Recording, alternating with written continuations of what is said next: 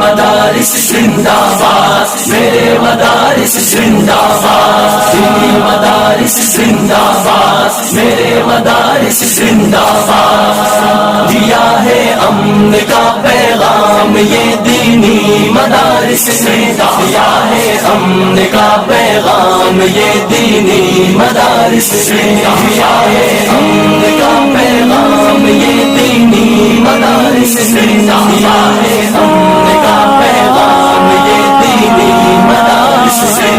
الحمدللہ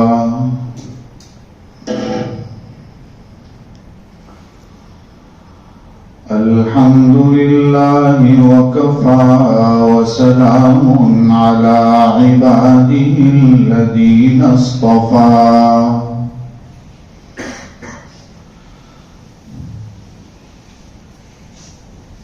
وعلى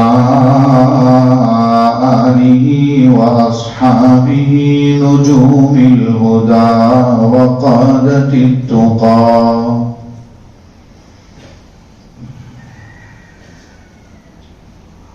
اللهم آثرنا ولا تؤثر علينا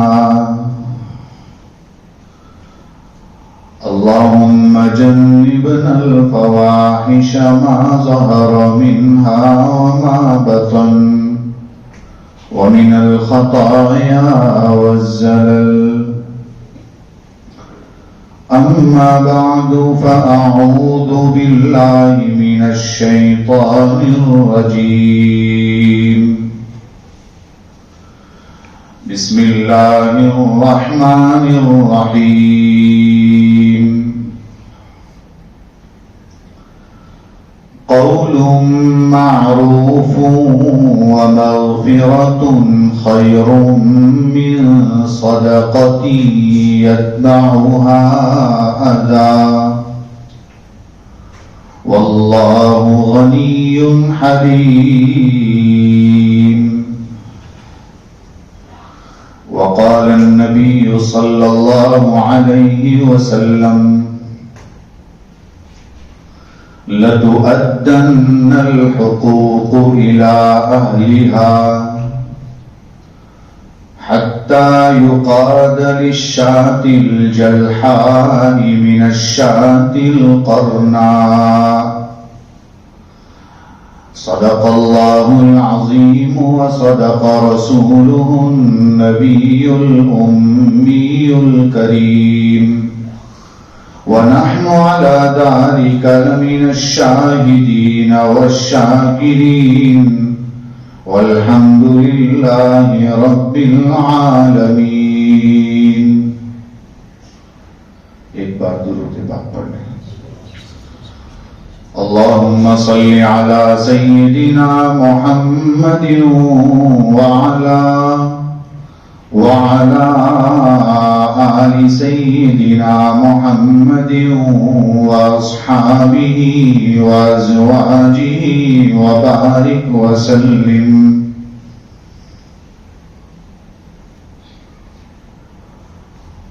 بزرگوں اور بھائیوں، نبی کریم صلی اللہ علیہ وسلم کی برکت سے اور سرکار کے طفیل اللہ تعالی نے ہم سب کو ایمان کی دولت سے نوازا، اور زندگی کیسے گزاری جائے اس کے لیے ہمیں دین اسلام عطا فرمایا۔ ہم سب جانتے ہیں کہ دین اسلام کے 5 شعبے ہیں۔ ایک شعبہ عقیدے کا ہے، اس کا خلاصہ یہ ہے کہ اللہ کو ایک جانیں، اللہ کی ذات اور اللہ کی صفات میں کسی کو شریک نہ کریں، شرک بالکل اللہ کو پسند نہیں۔ قرآن کریم میں ہے کہ ان اللہ لا یغفر ان یشرک بہ، شرک کو اللہ تعالیٰ کبھی معاف نہیں فرمائیں گے۔ شرک کے علاوہ اگر کوئی گناہ ہوگا تو اللہ تعالیٰ جس کے لیے چاہیں گے مغفرت کا فیصلہ فرما سکتے ہیں. اور عقائد کی تفصیل ہم نے مکتب میں پڑھی، جس کو ہم ایمان مفصل کہتے ہیں. آمنت باللہ وملائکتہ وکتبہ ورسلہ والیوم الآخر، ایک تفصیلی عقائد ہم نے پڑھی جس میں فرشتوں پر ایمان لانا، رسولوں پر ایمان لانا، آخرت کے دن پر ایمان لانا، تقدیر چاہے اچھی ہو بری ہو اس پر ایمان لانا، موت کے بعد دوبارہ زندہ ہونا ہے اس پر ایمان لانا. یہ ہم نے پڑھا ہے. یہ عقیدے کا خلاصہ ہے کہ توحید ہمارے بدن کے اندر رچ بس جائے. دوسرا شعبہ وہ عبادات کا ہے. عبادات کا خلاصہ یہ ہے کہ ہمارے بدن کے ہر عضو سے ہر کام صحیح ہو. یہ اس کا خلاصہ ہے. چاہے پھر وہ عبادات مالی ہو، بدنی ہو، نماز ہو، روزہ ہو، زکوٰۃ ہو، حج ہو، بدن کے ہر عضو سے صحیح چیز نکلے. تیسرا شعبہ معاملات کا ہے، اور معاملات کا خلاصہ یہ ہے کہ ہمارے ذمہ میں کسی کی ایک پائی بھی باقی نہ رہے، کچھ نہ رہے. سوچنا چاہیے کہ معاملات کی کتنی اہمیت ہے. میں نے ایک حدیث پڑھی ہے جس پر بعد میں آتا ہوں. چوتھی چیز معاشرت ہے، اور معاشرت چوتھا شعبہ ہے اسلام کا. معنی رہن سہن، کیسے زندگی گزارنی ہے. معاشرت کا خلاصہ یہ ہے ہمارے ذریعے سے کسی کو بھی تکلیف نہ پہنچے. یہاں تک کہ علماء نے لکھا ہے جانوروں کو بھی نہ پہنچے، پرندوں کو بھی نہ پہنچے، گھر میں رہنے والے بیوی بچے، اڑوس پڑوس محلے والے، کسی کو تکلیف نہ پہنچے. یہ معاشرت کا خلاصہ ہے. اور پانچواں شعبہ اخلاق اور آداب کا ہے، اور اس کا خلاصہ یہ ہے کہ ہمارے ذریعے سے سب کو راحت پہنچے، چاہے وہ قریب ہوں، چاہے وہ دور ہوں، چاہے وہ کہیں بھی ہوں، ان سب کو ہمارے ذریعے سے راحت پہنچے. نہ ہمارے قول سے کسی کو تکلیف پہنچے، نہ ہمارے فعل سے کسی کو تکلیف پہنچے، نہ ہمارے کسی حرکت سے کسی کو تکلیف پہنچے. یہ 5 شعبے ہیں. آج کی اس مختصر سی مجلس میں معاشرت اور معاملات کے متعلق چند باتیں، چند اہم چیزیں پیش کرنا چاہتا ہوں. سب سے پہلے ہم معاملات کو لیتے ہیں. دنیا یہ سمجھتی ہے کہ ہم کچھ بھی کر لیں گے، کچھ ہونے والا نہیں ہے. نہیں میرے بھائیوں، اگر آپ نے کسی کے ساتھ غلط معاملہ کیا ہوگا، چاہے وہ کسی بھی طریقے کا ہو، اللہ کے یہاں اس کا جواب دینا پڑے گا، اس کو ثابت کرنا پڑے گا. دیکھیے حدیث پڑھیے آپ کے سامنے، مسلم شریف کی روایت ہے، لَتُؤَدَّنَّ الْحُقُوقُ إِلَىٰ أَهْلِهَا، حقوق صاحب حقوق تک پہنچائے جائیں گے.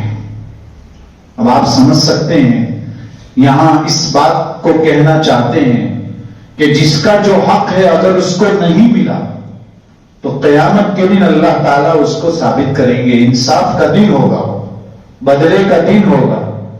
اس لیے آگے فرمایا حتی یقاد للشاة الجلحاء من الشاة القرناء. کیا یہ کہنا چاہتے ہیں یہاں پر کہ ایک بکری جس کا سینگ نہیں ہے، بے سینگ بکری، اور دوسری وہ بکری ہے جس کا سینگ ہے. سینگ والی بکری نے بے سینگ بکری کو مارا ہوگا. قیامت کے دن دونوں بکریوں کو بھی سامنے لایا جائے گا اور انصاف دلایا جائے گا. یہ حدیث میں ہے. حالانکہ بکری مکلف نہیں ہے، مکلف نہیں ہے، پھر بھی اللہ تعالیٰ انصاف دلائیں گے. کہنا صرف اتنا ہی چاہتے ہیں کہ جانوروں کے ساتھ یہ معاملہ ہے تو اگر کسی انسان نے کسی کے ساتھ کچھ کیا ہوگا تو کیا وہ باقی رہے گا؟ نہیں، باقی نہیں رہے گا میرے بھائیوں. اللہ کے یہاں اس کو ثابت کرنا پڑے گا. اس لیے ایک حدیث اس موقع پر سمجھ میں آتی ہے، بہت مشہور حدیث ہے کہ آپ صلی اللہ علیہ وسلم نے صحابہ کرام سے پوچھا مفلس کسے کہتے ہیں؟ اتدرون مل مفلس، کیا تم جانتے ہو مفلس کون ہے؟ تو اگر ہم سے ابھی پوچھ لیا جائے کہ مفلس اور غریب کسے کہتے ہیں تو ہم سب کا ایک ہی جواب ہوگا کہ غریب اس کو کہتے ہیں جس کے پاس پیسہ نہ ہو، جس کے پاس مال نہ ہو، دولت نہ ہو، اس کو غریب کہتے ہیں. سبھی یہ جواب دیں گے. صحابہ نے بھی اپنے معاشرے میں جو بات مشہور تھی وہی کہی. اس لیے صحابہ نے یہ کہا یا رسول اللہ المفلس فینا من لا درہم لہ ولا متاع، ہمارے درمیان تو مفلس وہی ہے جس کے پاس کوئی درہم نہ ہو، دینار نہ ہو، متاع یعنی سامان نہ ہو، کچھ نہ ہو، اس کو مفلس کہتے ہیں. آپ صلی اللہ علیہ وسلم نے فرمایا تمہارے یہاں وہ مفلس ہوگا لیکن میری امت کا مفلس یہ نہیں. میری امت کا مفلس وہ ہے یأتی بصلاۃ وصیام وزکات، قیامت کے دن وہ نماز لے کر آئے گا، وہ روزے لے کر آئے گا، زکات لے کر آئے گا، حج کر کے آئے گا، نفلی عبادات کر کے آئے گا، ارے بہت کچھ کر کے آئے گا، لیکن دوسری طرف کیا ہوگا؟ فرمایا وَتَأْتِي قَدْ شَتَمَ هَذَا وَسَبَّ هَذَا، اور آگے فرمایا وَأَكَلَ مَالَ هَذَا وَسَفَكَ دَمَ هَذَا وَضَرَبَ هَذَا. کہنا یہ چاہتے ہیں کہ نیکیاں تو بہت لے کر آیا ہوگا لیکن ایک طرف اس نے کسی کو گالی بھی دی ہوگی، ایک طرف اس نے کسی سے جھگڑا بھی کیا ہوگا. جیسے ہم لوگ جھگڑتے ہیں تو ہم یہ نہیں سوچتے کہ اس کو اللہ کے یہاں بتانا پڑے گا. کسی کو گالی دیتے ہیں تو تصور بھی نہیں کرتے کہ ہم گالی دے رہے ہیں. دیکھیے اللہ کے رسول صلی اللہ علیہ وسلم فرمانے قد شتم ھذا، اس نے اس کو گالی دی ہوگی کسی کو. یہاں پھر فرمایا سفک دم ھذا، کسی کا خون کیا ہوگا، دانت توڑ دیا، منہ توڑ دیا، پتہ نہیں کیا کیا کر دیا. یہ سب کیا اور وہ یہ سمجھتا ہے میں نے اچھا کیا. نہیں، اللہ کے یہاں اس کا حق دلایا جائے گا. اگر ظلم کیا ہوگا تو ثابت کرنا پڑے گا. اکل مال ھذا، نیکیاں تو بہت کر کے آیا ہے لیکن جو ہے اس نے کسی کا مال کھایا ہوگا. مال کھانے کی کئی شکلیں ہیں، لوٹ لیا، چوری کر لی. مال کھانے کی ایک شکل یہ بھی ہے کہ میراث میں اس کا حصہ تھا لیکن نہیں دیا اس کو اور خود کھا گیا اور وہ یہ سمجھ رہا تھا کیا مسئلہ ہے، کچھ بھی نہیں. جبکہ حدیث میراث کی بہت مشہور ہے. کسی نے 42 زمین بھی کسی کی غصب کر لی ہوگی نا تو اللہ کے یہاں 7 زمینوں کا توق پہنایا جائے گا. بہت مشہور ہے لیکن اسے یہ نہیں معلوم.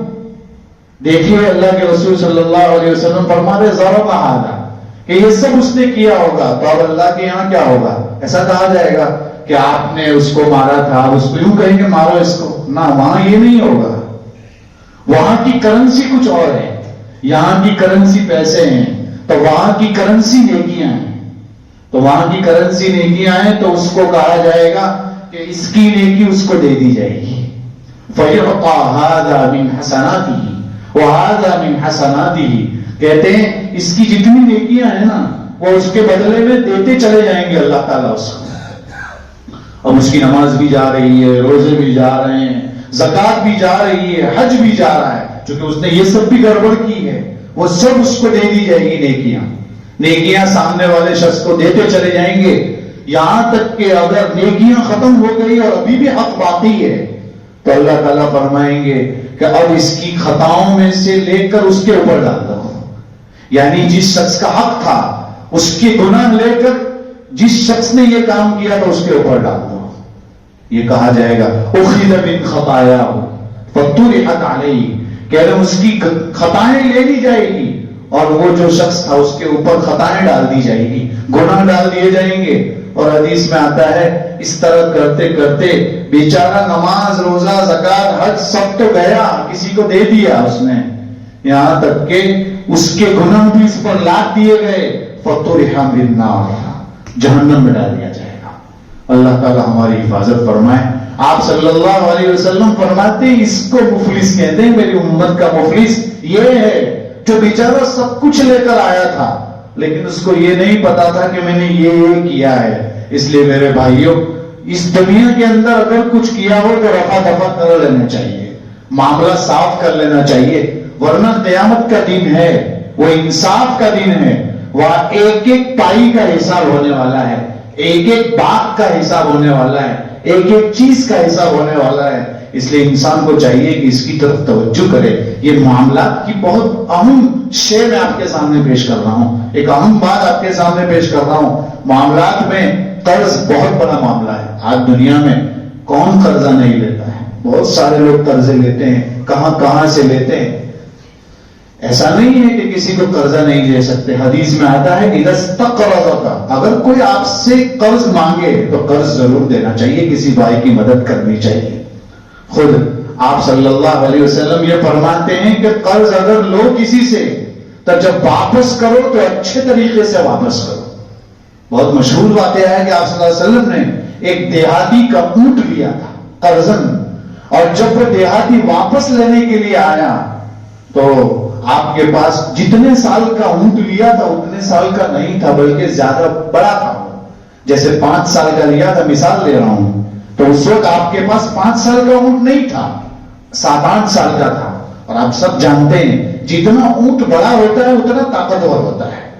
7-8 سال کا اونٹ زیادہ طاقتور کہا جاتا ہے۔ کہ وہ اتنے سال کا اونٹ تھا۔ آپ صلی اللہ علیہ وسلم سے پوچھا کہ اللہ کے رسول اتنے سال کا ہے، آپ نے اس سے تو اتنے سال کا لیا تھا۔ فرمایا اتنے ہی سال کا دے دو، زیادہ دے دیا گیا۔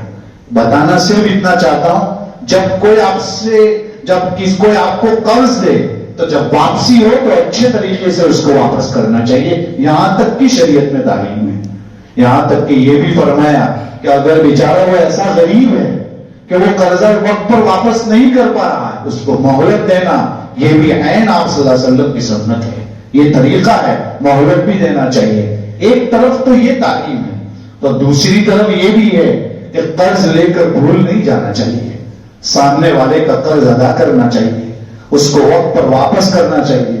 یہ نہ ہو کہ وہ بیچارہ آپ کا دروازہ بار بار کھٹکھٹائے، تو قرض سوچ سمجھ کر لینا چاہیے، ورنہ قرض میرے بھائیوں ایک مشہور جملہ ہے، القرض بقراض المحبہ، قرض جو ہے محبت کی کینچی ہے۔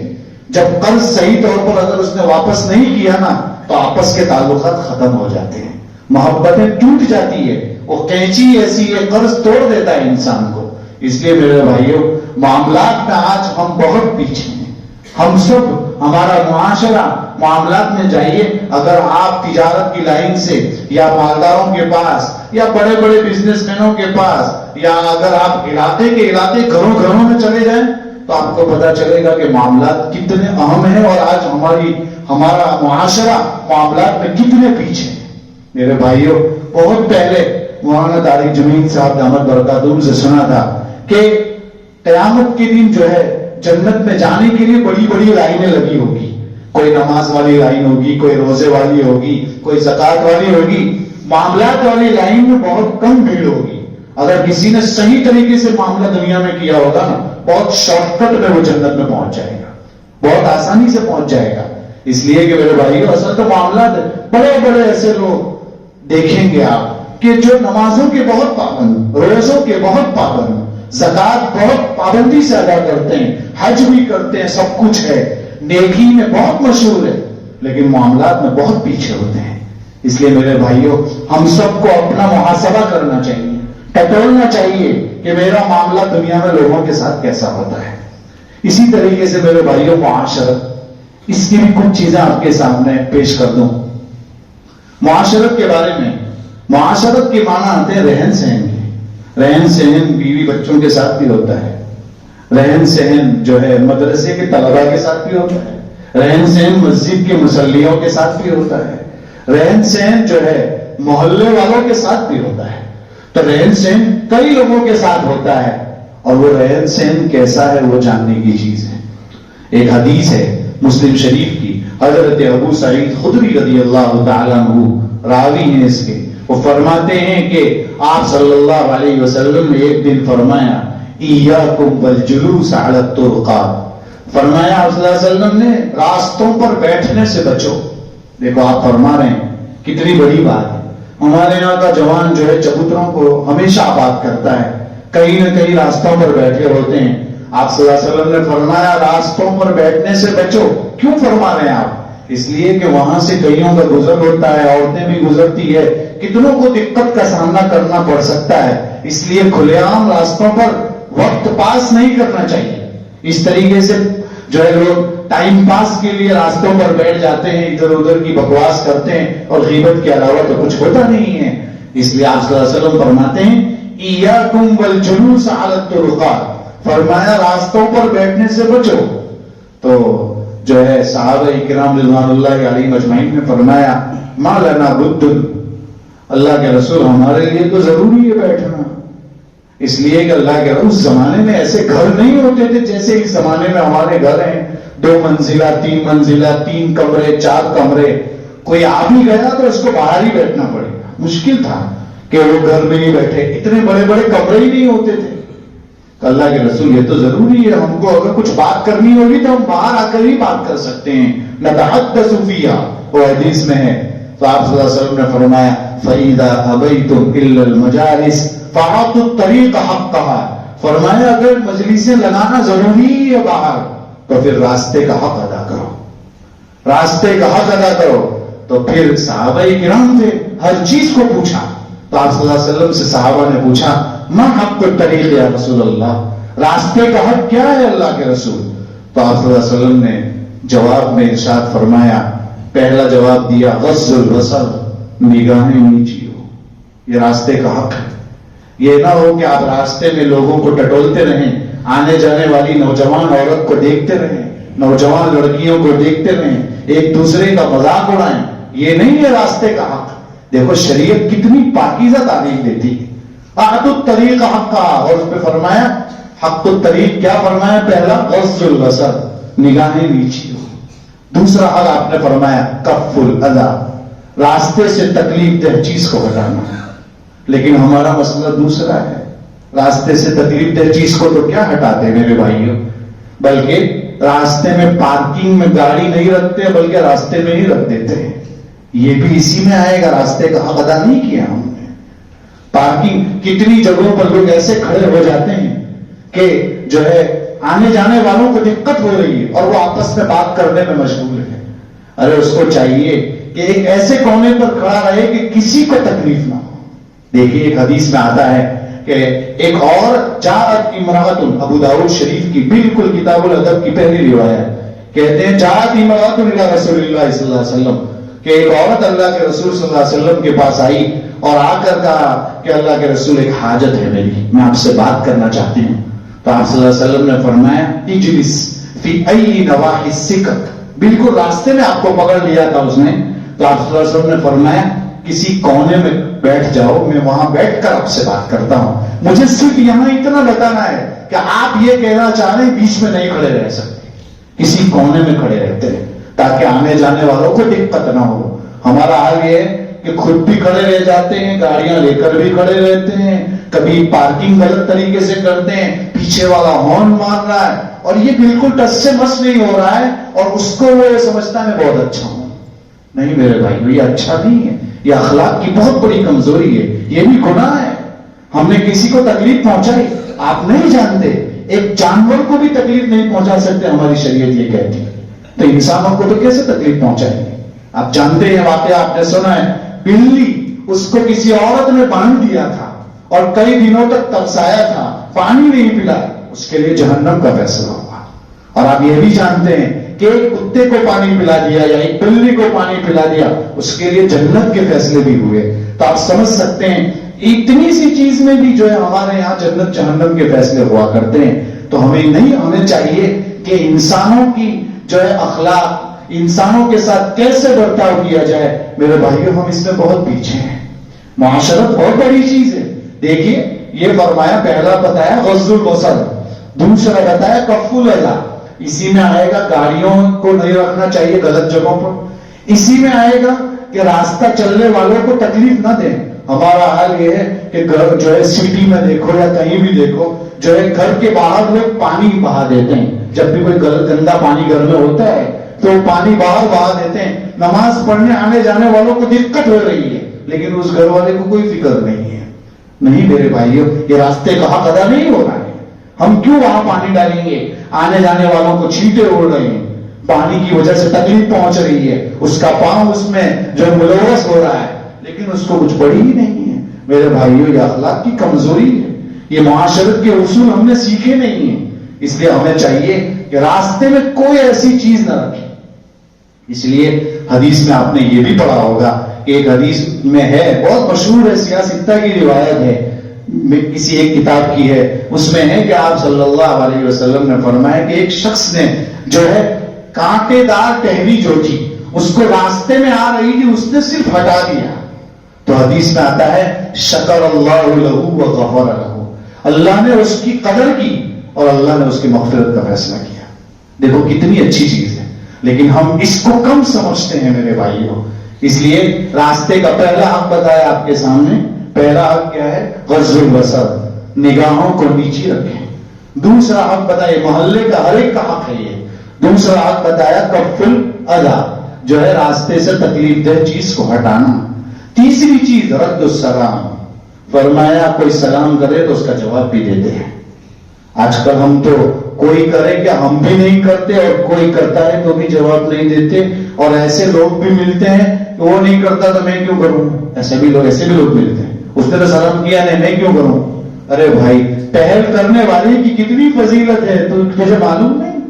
ہمارا کام سلام کرنا ہے، وہ جواب دے کہ نہ دے وہ اس کا مسئلہ ہے، لیکن ہمارا کام سلام کرنا ہے. ہم سنت سے کیوں منہ موڑ رہے ہیں؟ افشو السلام پر کیوں عمل نہیں کر رہے کہ سلام کو پھیلاؤ؟ اور کتنی اچھی دعا ہے، السلام علیکم میں دعا ہے تم پر سلامتی ہو، تم پر رحمت ہو، تم پر اللہ کی برکت ہو. کتنی اچھی دعا ہے، لیکن ایک دوسرے کو دینے میں بھی اس میں بھی لوگ کنجوسی کرتے ہیں. نہیں میرے بھائیوں، سلام زور سے کرنا چاہیے اور اچھے طریقے سے کرنا چاہیے. پھر ویسا سلام بھی نہ کرے کہ کسی کو پتا بھی نہ چلے کہ کیا سلام کر رہا ہے. سین کسی کو آواز آتی ہے، سیٹی کی آواز آتی ہے، کوئی پورا سلام بھی نہیں بولتا، یہ بھی ٹھیک نہیں ہے میرے بھائیوں. بہرحال راستے کا تیسرا حق آپ صلی اللہ علیہ وسلم نے بتایا کہ سلام کرے تو اس کا جواب دیتے ہیں. اور چوتھی چیز بتائی امر بالمعروف ونہی عن المنکر، اگر کوئی نیکی کا ہو تو نیکی کا حکم کریں، اور اگر کوئی برائی دیکھ لیں تو آپ اس سے روک دیں. یہ راستے کے حقوق بتائے تو آپ انداز لگائیے کہ آپ نے کتنی چیزوں کے حقوق بتائے ہوں گے، ہم کو معلوم نہیں ہے سب. اس لیے بیوی کے ساتھ کیسے رہنا، بہت سارے لوگ باہر بہت اچھے رہتے ہیں لیکن گھر میں بیوی سے جھگڑتے رہتے ہیں.